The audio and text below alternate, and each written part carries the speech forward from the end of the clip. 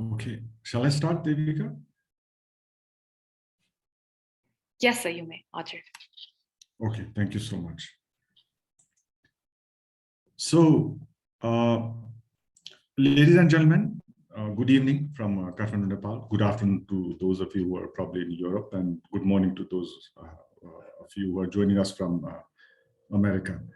On behalf of the organizing committee for the IIDS webinar series on politics, economy, and public policy, we warmly welcome you to episode 20.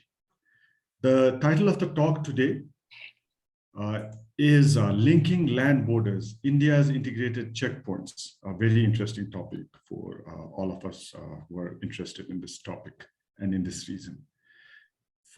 Today,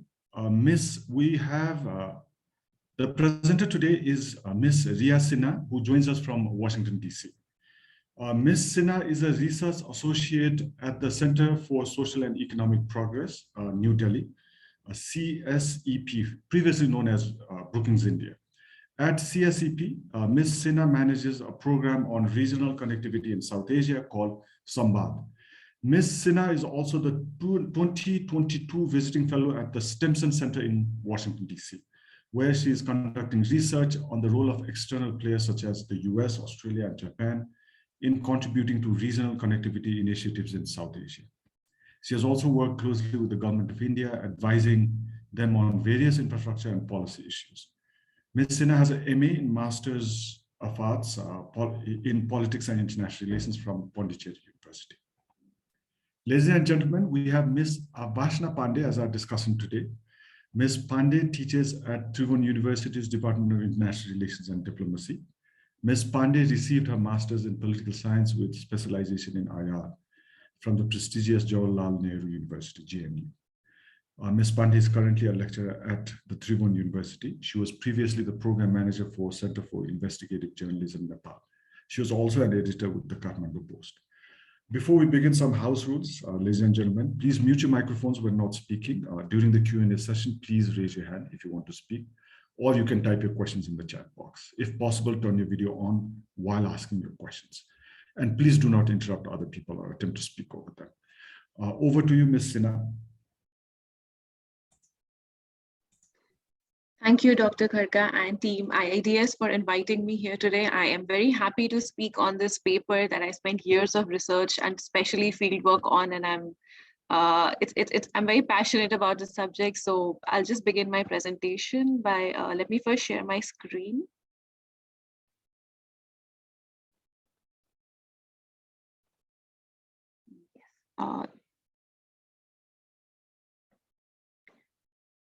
So today I'll be speaking on my paper, Linking Land Borders, India's Integrated Checkpost. We launched this paper in June 2021, and I spent about 3 years conducting research in India's border areas at all the integrated checkposts that I have covered in this particular paper.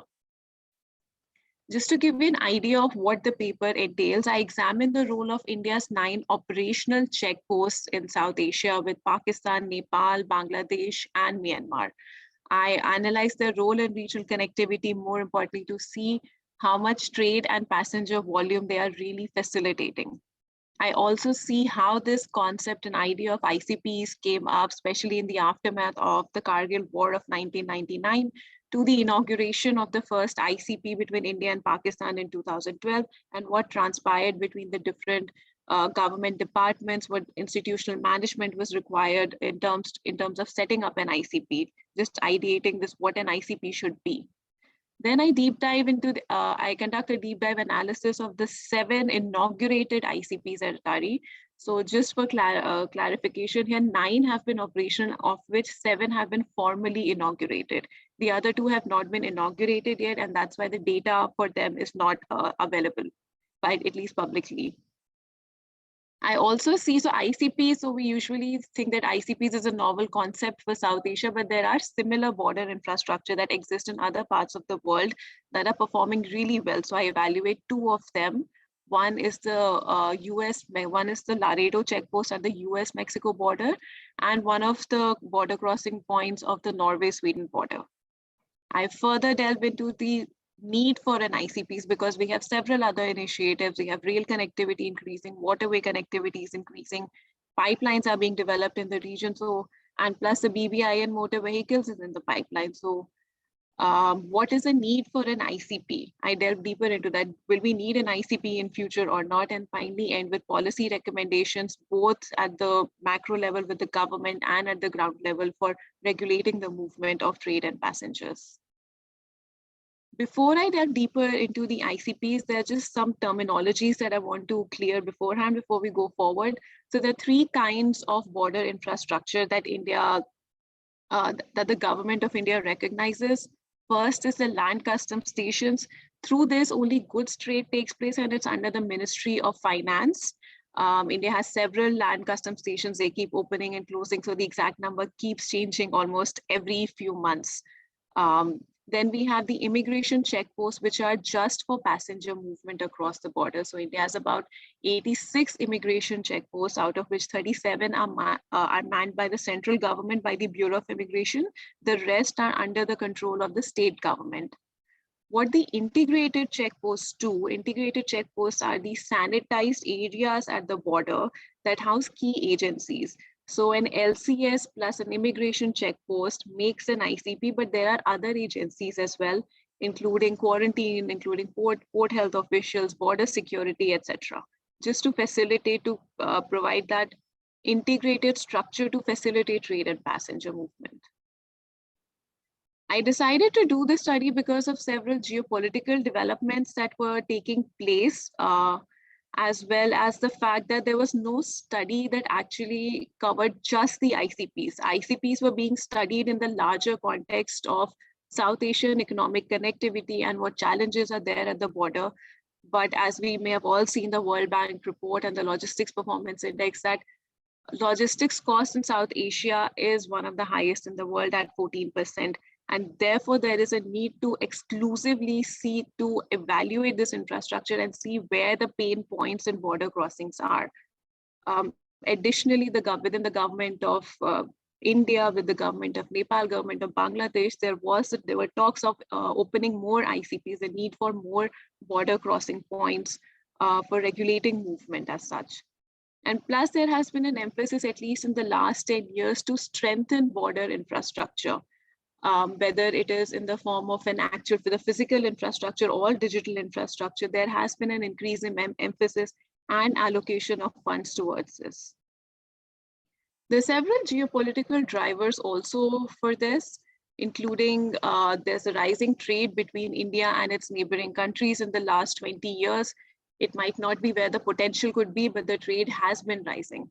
Additionally, connectivity needs of the smaller South Asian countries, for example, I mentioned that there are talks going on with Nepal and Bangladesh, and Bhutan has also shown interest in having an ICP with India for cross-border movement.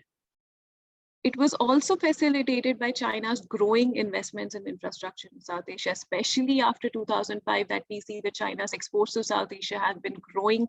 It coincides with how the government of India's thinking changed about border infrastructure and the need for allocating more funds for infrastructure development in the neighboring countries.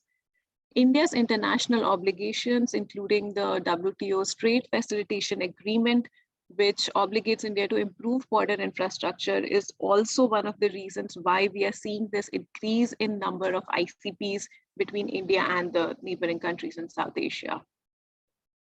Before I delve deeper into the ICPs, I just want to, sort of present this backstory of how the ICPs were actually thought of and what was the original thinking behind the idea of an integrated checkpost and how it changed over the years.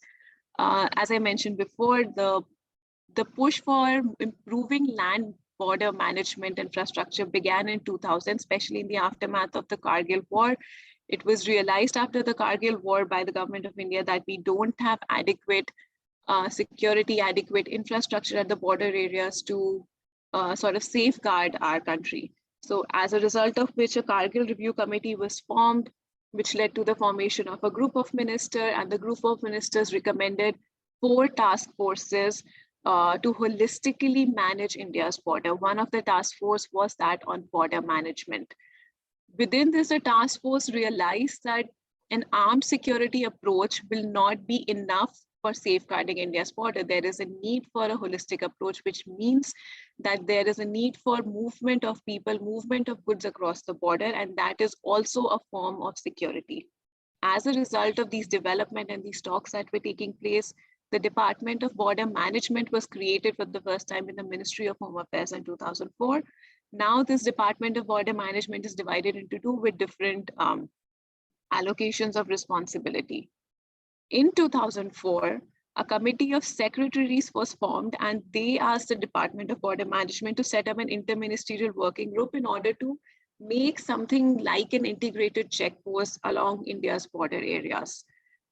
So the setting up of a body requires a bill to be introduced, a parliamentary sanction. Therefore, in the meantime, an empowered steering committee was formed. The Land Ports Authority of India bill was introduced in the parliament in 2009. And finally, after many discussions around security, around economics, in one of the most interesting debates in my view in that was that the parliament asked these Ministry of Home that if the mandate of an ICP is to facilitate cross-border commerce, why is it being placed under the Ministry of Home Affairs? And the reply of the secretary was that because the ICP performs a function that is more than just cross-border trade, there are immigration facilities, there are this border security facilities, there are regulatory functions that are being performed. So at that time, it was considered that it's better that the ICP, the Land Ports Authority of India, would fall under the Ministry of Home Affairs. After these discussions in 2010, the bill received the assent from President of India. And finally, in 2012, the Land Ports Authority of India replaced the Empowered Steering Committee just 1 month before the inauguration of the first ICP at Atari at the India-Pakistan border. This is a map that we had prepared to show the status of land custom stations, immigration checkposts, the operational ICPs and the planned ICPs. So you see there are various infrastructure facilities that are available, and this is just an example of on the Bangladesh and Myanmar border.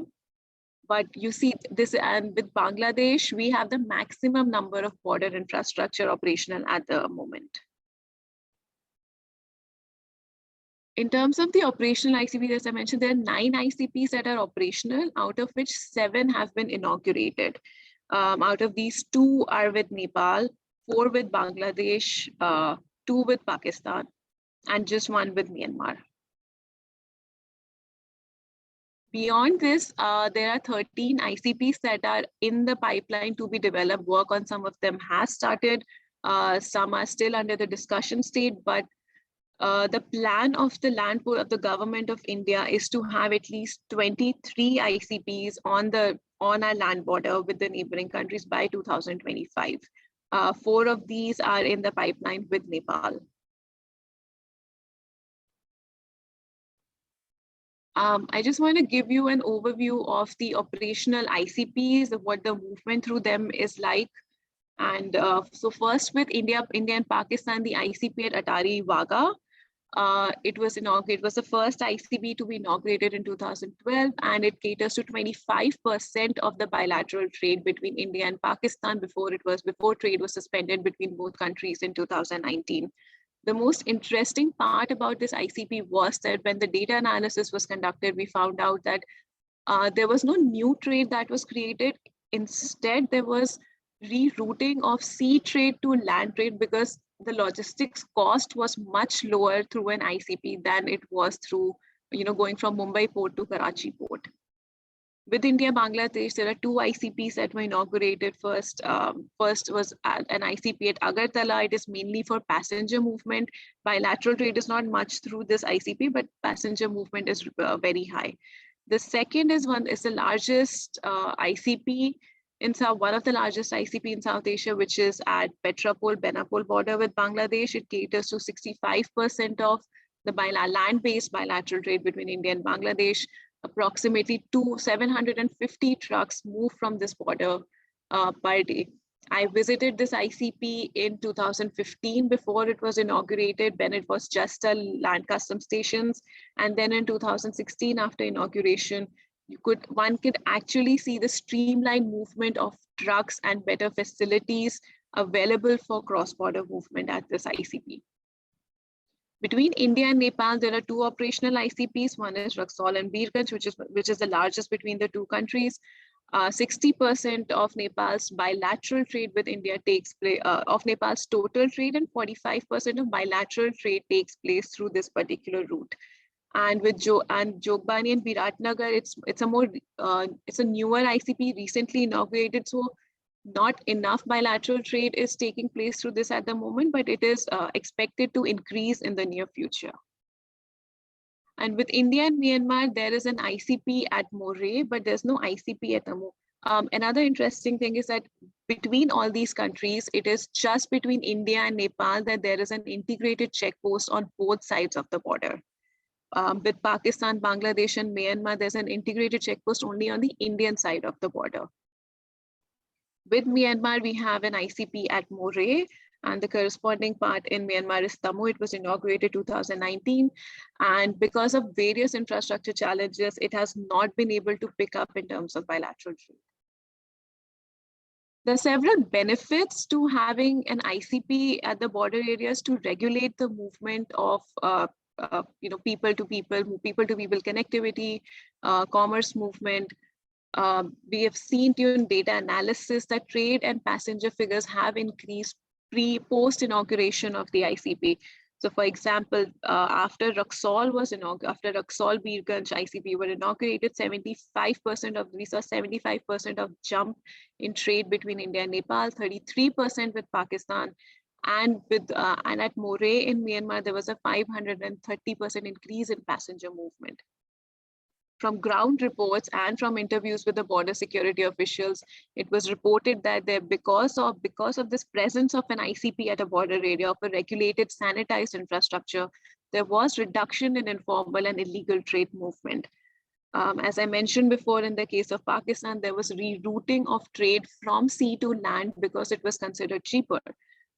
Improvement in regional connectivity, it is one of the indicators how relations between both political and commercial relations between India and its neighboring countries are improving when these border infrastructures come up. And these are also gateways. For example, Moreh in Tamu is also a gateway for inter-regional connectivity as identified by the Asian Development Bank.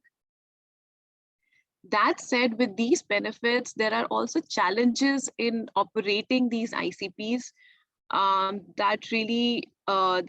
that lead to a gap in fulfillment of a full potential of how much trade and passenger movement can actually take place through these. As I was mentioning before, it is only with Nepal that we have an ICP on both sides of the border. With the other countries, we have an ICP only on the Indian side of the border, which makes it difficult for cross-border movement. For example, with Bangladesh, if there was an ICP at Benapole as well, 1,500 trucks could be exchanged per day as compared to 750 today. That would lead to a significant increase. There are several ground level challenges across the ICPs. Not all ICPs have uniform infrastructure.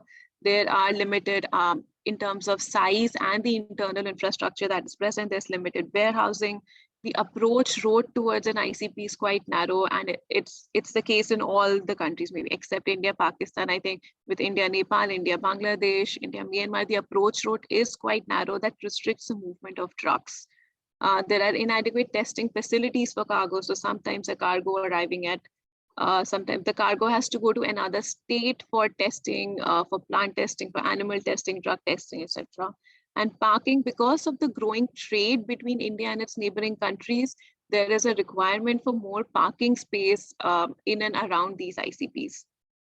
At some places, the old LCS route is still being used for exports. For example, at Raxaul, there was a long delay in movement of the customs authorities from the land customs stations to the integrated checkpost because there is an institutional turf war that also takes place within these agencies. I also examined two international case studies in this paper. One was the Laredo point of entry between US and Mexico. And I examined this because trade had significantly increased between US and Mexico through this particular border. And I wanted to look at the reasons. And one of the reasons was it's a brilliant case study on how building infrastructure can actually increase cross-border movement of trade. There were several other initiatives that were taken. For example, a world trade bridge between infrastructure was improved, a trade bridge was created for the movement of trucks. There was a ready lane for passengers. So passengers who had previous consent for movement could easily move through a facilitated lane. And there's a unified cargo processing program between USA and Mexico in the sense that scanning data and security data is shared between both. My apologies for the type over there. Yeah, so security data is shared between both countries. Similarly, for the smart border between Norway and Sweden, what was most interesting to me was out of 80 crossings, only 14 are actually manned by a customs officer because of the digital setup that exists at this particular border. Most of the traffic is cleared at an average time of 3 to 9 minutes. Compared to this, at the Raxol border or at Benapole, it takes at least 2 days to clear the cargo. It's improved in some months it's 24 hours, but it does take 2 days to clear the cargo for cross-border movement. And this 3 to 9 minutes of clearance is actually because of several initiatives that have taken place, including joint customs control within the border control zone. So there's a common border control zone where Norway and Sweden jointly conduct their customs.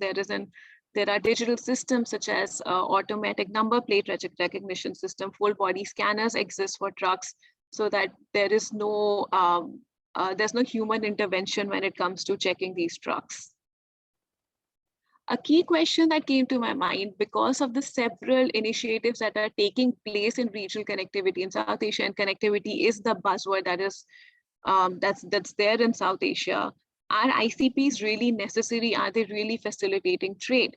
So at least from empirical data, it is seen that yes, the trade is being increased because of this infrastructure that is present at the border areas. Like I mentioned before, trade to India's exports to Nepal increased by 75%.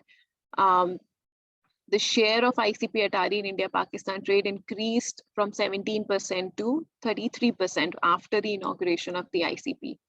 But are ICPs really necessary? I mean, with the BBI and MV agreement, with development of railways and then waterways, will ICP really matter in future? You know, when you have when BBIN, for example, has unregulated movement of trucks across the borders, there's no checking at the borders.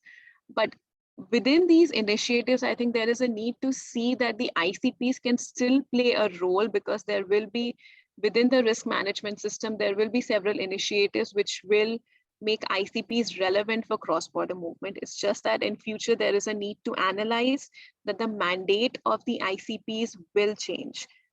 Most importantly, what will change is there will be no checking of trucks at the borders. There will be no customs clearance at the border, most importantly, which takes a lot of time.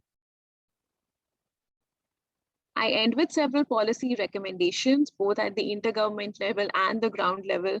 First is that the development of ICPs should be in line with the other regional connectivity initiatives to balance it out. It is not about quantity, it is about quality and the actual function that the ICPs will perform. To say that we need 23 ICPs by 2025 without evaluating what is the actual potential of these ICPs may not be very beneficial for regional connectivity. Infrastructure upgradation and technical cooperation with the neighboring countries is required. Digitization is a very important step, because right now there is duplication of documents, and there are these physical passes of trucks that are being passed from one border security agency to another at the border areas, which is a time-consuming process and a redundant process. So ICPs, another point is that ICPs are at the border area where land is limited. So there will be paucity of parking space, and in order to overcome that, there needs to be a policy intervention where inland cargo depots or inland container depots can be created from where clearance takes place, and ICPs can be the gateway for then cross-border movement. And because of, and there should be an exploring the possibility of managing and operating ICPs on a PPP model. At the ground level, there is a need for testing facilities closer to the ICPs, because if not, then the cargo is held at the border for several days till the time a clearance form is acquired. There is a need to improve the infrastructure of the approach road and bridges leading to these ICPs. A land port management system, a digitized system will be very important in data sharing with the neighboring countries. Nepal has a good system right now, but India does not have a digital system at its land borders, at its land border yet. And there has to be a focus on off-border customs facilitation. Like I mentioned before, there could be an inland cargo depot for customs clearance instead of these procedures taking place right at the border. And provisional clearance of cargo must also be enabled, especially in terms of perishable goods, where an NOC can be obtained, and this does happen at the seaports of India, that an NOC can be obtained and edible and perishable cargo is cleared from the port so that it does not, so that the cargo can still be preserved while the clearance is being obtained. And finally, that there is a need for creation of facilitation lanes at the ICPs. So for example, a pre-cleared truck does not have to wait at the ICP for a long time. It can just cross the border as it comes inside the ICP. These kind of interventions, I think, would really improve the ICPs and make their performance in regional connectivity even better for South Asia. Thank you so much. I will stop there. And I'm happy to take any questions. Yeah, thank you very much, Riya. Thank you very much. I'd like to now request our discussant to provide a few comments.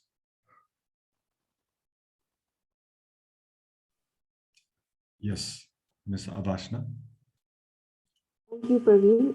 Thank you, IIDS, for having me here. It's always insightful to have these the webinar series that you guys do. And first of all, I'd like to really congratulate Riya for such a rich, comprehensive presentation. The research, like you said, it took 3 years, and it shows that the amount of... If I may interrupt, Avasna, could you speak a little louder, ma'am? It's okay. Am I more audible now? Okay. I was just congratulating Riya on the kind of work that she has done.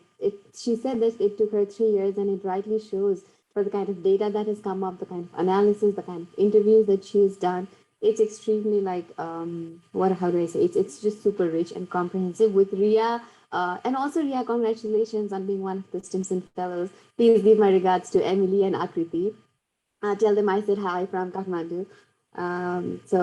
Just coming back to the point again, Riya has covered so much. I mean, she's covered everything. I don't know if there's anything left for me to say, but I'll just offer a few things based on the my observations, right? So as Riya also said when she was giving her presentation, connectivity has become the buzzword, right? It has become a buzzword internationally too, but I think in the South Asian context, the word connectivity actually gave us a new lease of life.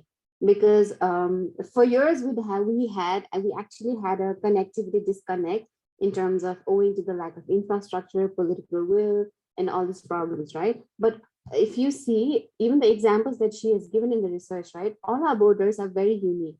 The South Asian borders, right, because they're marked by cultural and social connect on the one hand, right? And on the other hand, you have this whole lot of political disconnect that's happening, right? And even globally also connectivity, regional integration has become one of the most influential tools in IR and diplomacy. So it is actually it forms a very important part of foreign policy thinking, foreign policy initiative, right? And it's high time that we in South Asia also internalize that.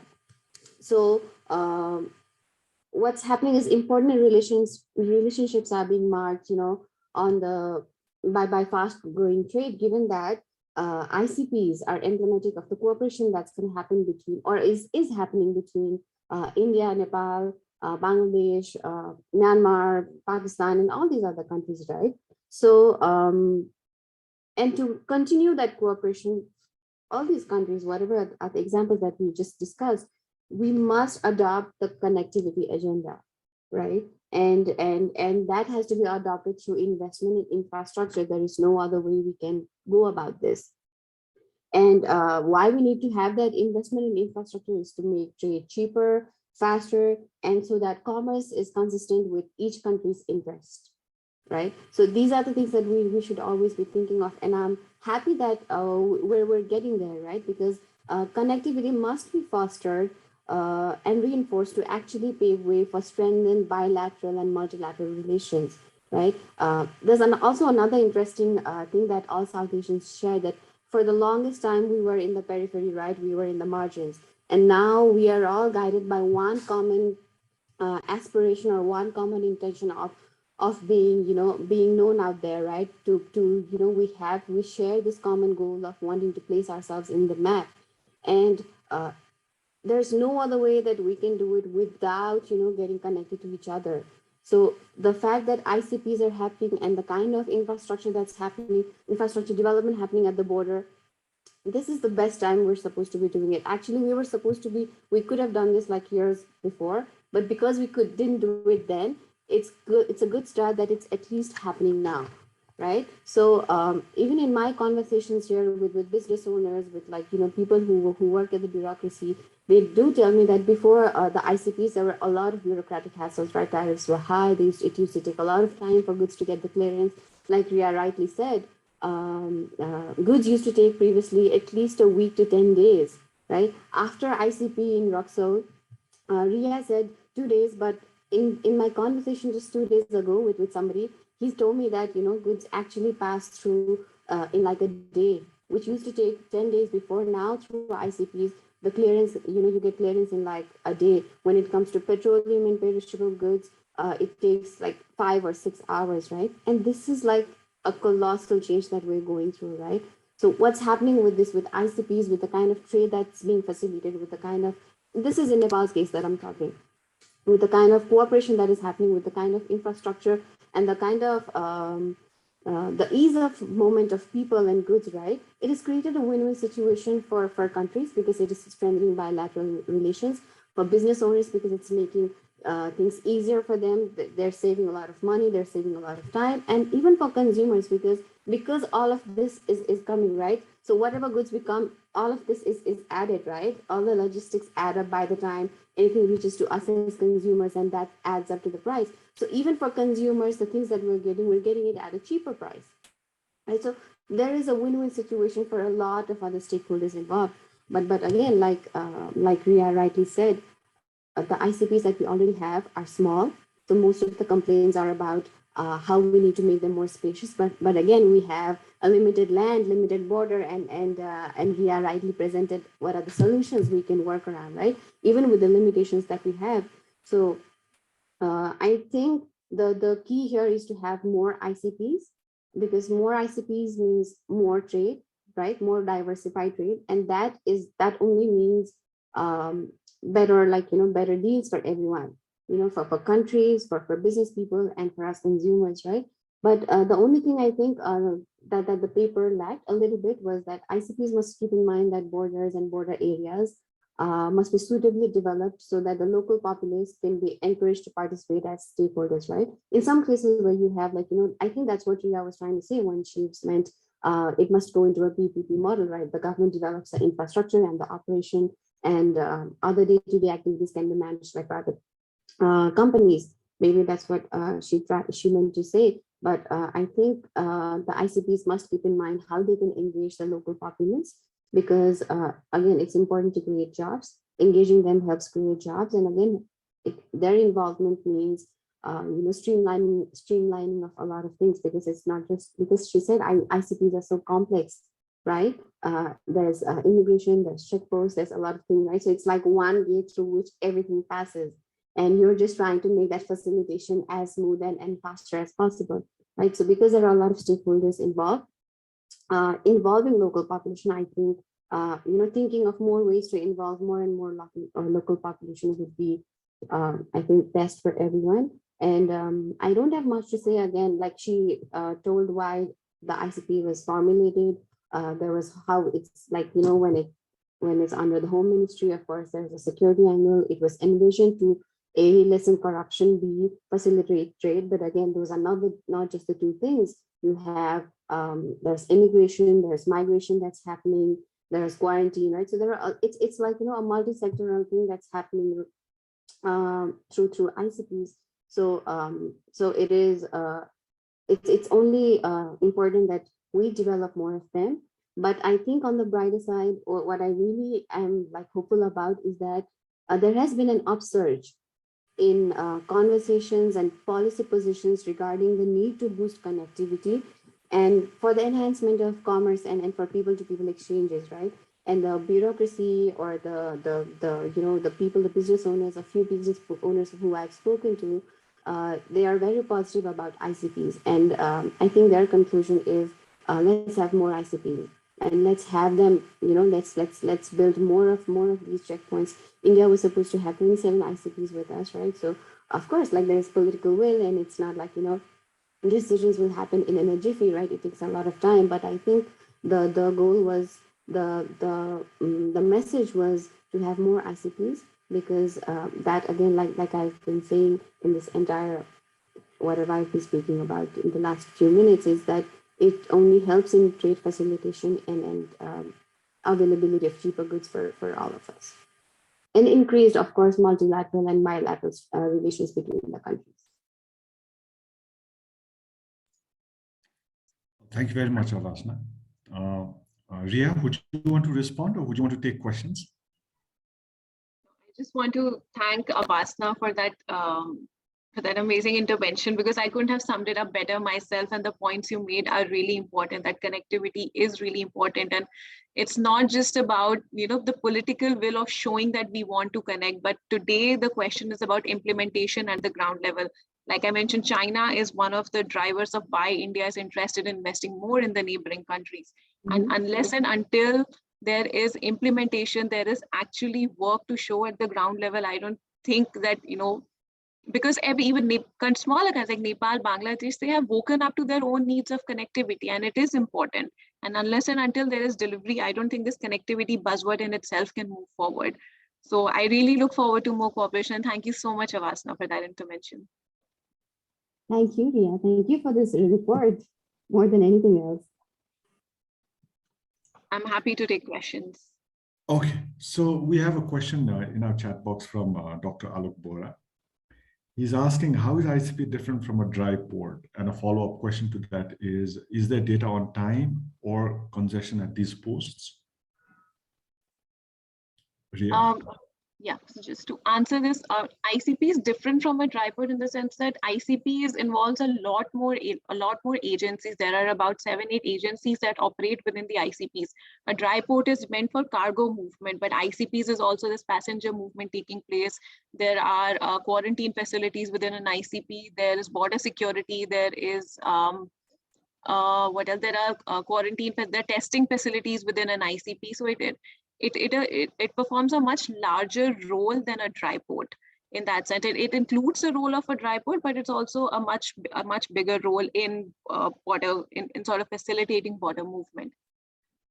So in terms of data on time and congestion at these ports, I did conduct a study for the government of India between 2018 and 2020. It's not public because it's an internal government of India report, but there has been a reduction because of several interventions, because of the trade, the deliverables under trade facilitation agreement. I was mentioning before that it used to take at least 3 to 4 days for a truck to move across the border.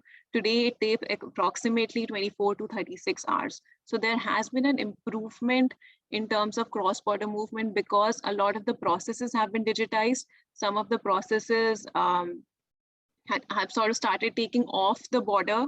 So as a result, not much is happening at the border, and clearances, many times clearance is already obtained before a truck can cross the border. So congestion has reduced. It's not reduced as much as we would want to because these spaces are very small, but it has reduced significantly. Thank you, Riya. We've got another question. I think it's Dr. Ramacharya. Please go ahead, sir. You can unmute, you can turn the video on. Go ahead, sir. Thank you very much. First of all, it's a very interesting presentation because I didn't know anything about ICP and the trade. Being a trade economist, what surprises me, I think it's your conclusion at some point. I might have missed the point. You said that with the ICP, the trade with, I think, Roxol connection in Nepal increased by 75%. That's unheard of that any policy or any intervention could increase that much because we know in Canada and US we have a free trade, and the study we did was free trade, all free trade increased trade by only 9%. What seems to me that, because I don't know what type of model you are running, but that's beside the point. I think what I'm interested to know, it is not a new trade, whatever it created. I think mostly it was redirected. I wonder what was the reason before, why trader or trade volume find that ICP more easier or maybe less costly than even shipping by sea route. You mentioned in Pakistan, generally sea routes are cheaper than land route. Is it a bribe? Is it a lot of difficulties getting through that these hurdles have been solved because of ICP? And it seems to me that, of course, both of you mentioned, and I agree that ICP seems to be the good way, I mean, the better way to do the trade. But what is the reason that it reduced the trade cost so much? I think that's something that kind of surprises me, and I think we should explore more why that is happening. Thank you. So when I meant, thank you for your question. What I meant by when I said trade between India's exports to Nepal increased by 75% at that particular time, and I'm talking in terms of the volume of exports. It's based on data from 2014 to 2016, pre-ICP and post-ICP. You can see a huge jump in India's exports to Nepal at that particular point. Why ICPs are less costly, and why there is a rerouting, for example, in the case of Pakistan from sea to land, is because India-Pakistan case is an anomaly when it comes to trade relations, because there are various non-tariff barriers. There are various the various human barriers that are created right at the port. Because at Karachi port, for example, if a container arises from an Indian port, it is not cleared in time, and that is because of the political relations between two countries. It's just a it's an unsaid practice that takes place at Karachi port, and therefore, and between India and Pakistan, major trade was taking place between the two Punjabs. So that's why the inauguration of ICP Atari was most important, because it enabled trade from the Indian side of the Punjab to the Pakistan side of the Punjab. And that's why there was all these traders, they were sending goods first to from Punjab, from Amritsar, for example, to Bombay, and then from Bombay it would go to Karachi. So it's a longer route and a larger logistics cost. Going from Punjab to Punjab is relatively easier. And that is why we saw a significant shift. There was no new trade that was created between India and Pakistan. It was just a shift of the same trade from sea to land in this case. I hope I've answered your question. Yeah, thank you. Dr. Acharya, does that answer your question? Or would you want to follow up? Not really. I think it surprises me. I think it's something that we should look further into. In Nepal's case, at least, it seems to me that it's unilateral decision from each country whether they can have ICP or similar concept on the other side of the border. But looking from Nepal's point of view, seems to me that it is seems to me that it's from the trade perspective, this is a good trade facilitator, or in a way it reduces the trade cost. And I don't think it reduces the formal trade cost or any genuine or the tariff or anything. I think it reduces the I don't know, for the lack of a better word, I would say the bribe or the corruption that is involved in between from different posts. Now it is more formalized, and I think that's why I doubt whether the illegal trade has been streamlined. I think that was one of your point, which needs even further discussion or further study. But I think the illegal trade will never come into that fold. But still, I think it's a good initiative. Seems to me that we Nepalese, who study about trade or anything. I live in Canada. I am a trade economist. I do this sort of thing all the time, but between Canada and US. But your results kind of give me more angle to look at, what we should be looking to promote Nepal's trade vis-a-vis India and Bangladesh and Pakistan in that region.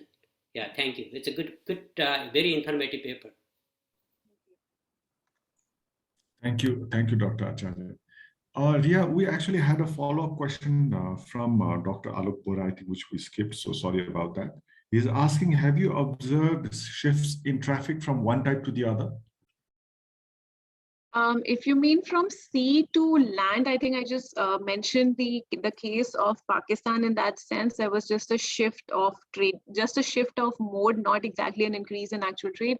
But in terms of India and Nepal, at least from the Indian side, there is a mandate that if an ICP is inaugurated, the trade has to move from the nearest LCS to the ICP. It cannot move again. There is some timeline given for this shift to take place, but the trade then has to be routed through the ICPs and not the land custom stations that used to exist before. And they're not at the same place. There is some kilometers of difference between a land custom stations and the newer ICP, for example, at Raxaul. So this kind of shift is a government mandated shift. It's a policy mandated shift that has to take place.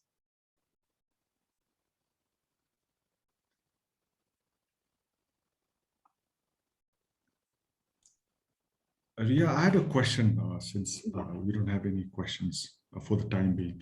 I was wondering if, in the bigger picture, if India is envisaging this, for example, this proxy ICP, let's say because its trade with China, let's say, jumps up, then are there plans to probably, let's say, open up something similar, but, with a lot of Indian support between Nepal and China so that India is actually able to use that to its advantage?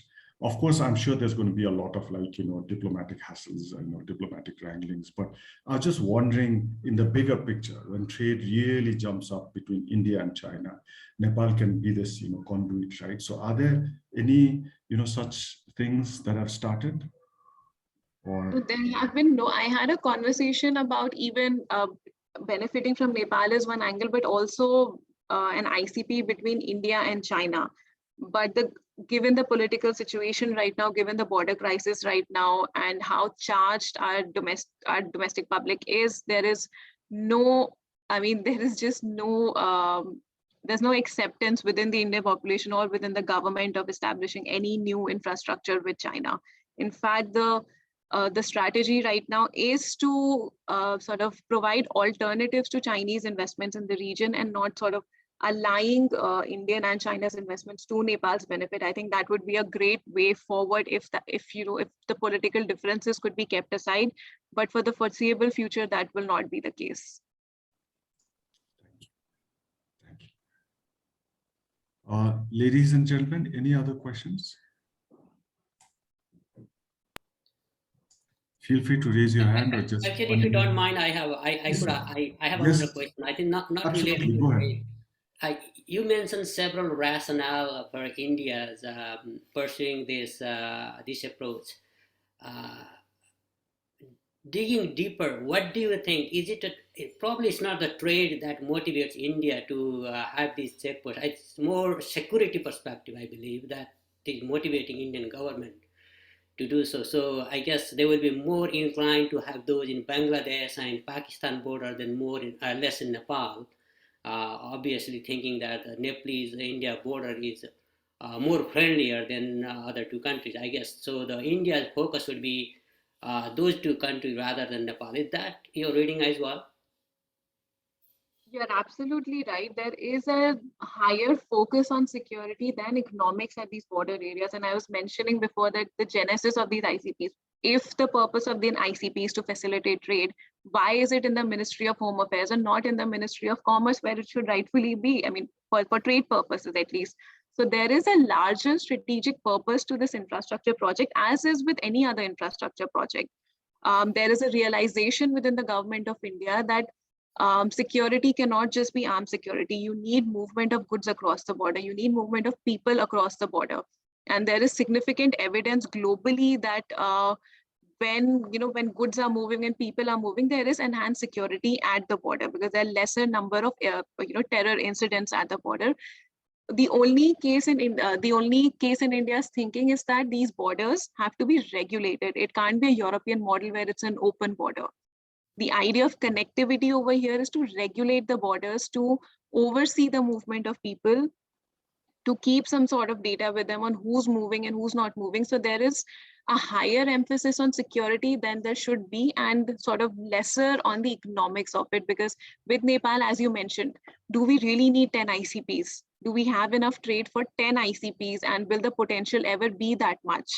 Can we have 10 ICPs with all the infrastructure needed? It's again about quality, right? It's just not about building an infrastructure. So a lot of these infrastructure have a strategic purpose in terms of strategic posturing between the neighboring countries. Excellent. Thank you. Yes, Avasna, just go ahead, please. Yes. I just wanted to ask Riya, because I'm not sure about this.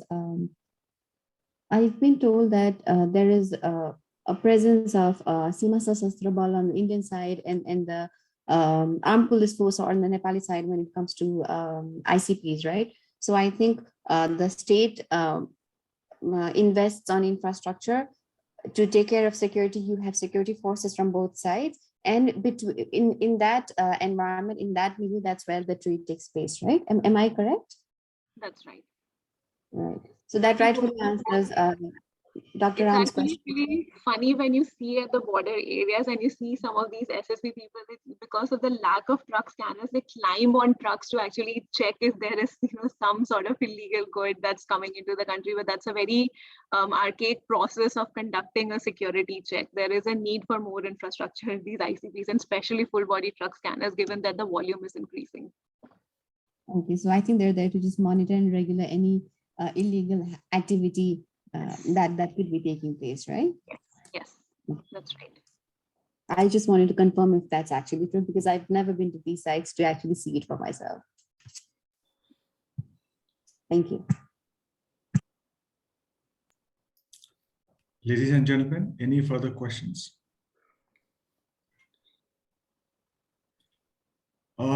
Well, if we don't have any questions, then on behalf of the organizing committee, once again, Devika, Samar, and I would like to really thank Riya Sinha and Avasna Pandey for first Riya, providing such an insightful talk, and Avasna for your comments and discussions. And to all the participants, thank you once again for making this webinar series a success. We hope to see you next month. So thank you all once again. Bye-bye. Thank you very much. Thank Thank you, you, Dr. Khadka, everyone. Thank Thank you. you. Bye. Amen.